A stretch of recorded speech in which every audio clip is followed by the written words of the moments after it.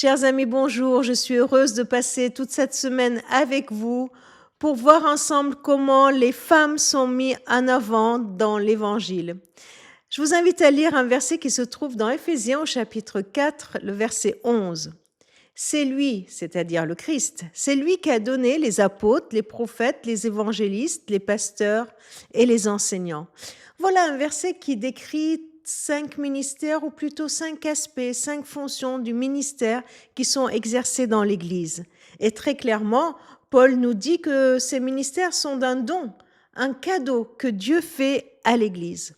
Alors, au lieu de polémiquer pour nous poser la question à savoir à qui s'adressent ces ministères, est-ce aux hommes, est-ce aux femmes ou à d'autres personnes, je ne sais pas, voilà, au lieu de faire des polémiques sur cette question, la première Église nous présente des femmes qui ont été appelées à vivre ces ministères.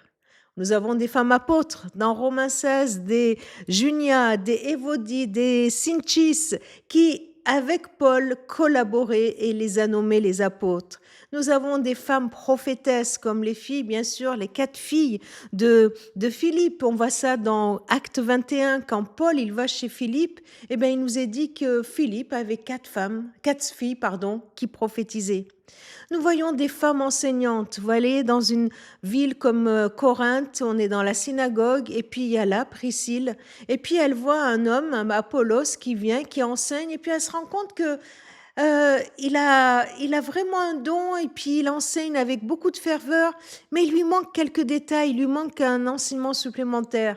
Elle le prend en part et elle commence à l'enseigner dans la voie de l'Évangile. Et puis bien sûr, nous avons des femmes bienfaitrices, des administratrices comme Tabitha, et puis enfin, une Phobé qui est responsable d'une église, chez qui il y avait une église. Autant dire que c'était carrément la pasteur de cette église. En résumé, nous voyons dans les textes de l'Évangile que toutes les personnes qui sont là servent le Seigneur avec toutes les compétences qu'elles ont reçues de lui.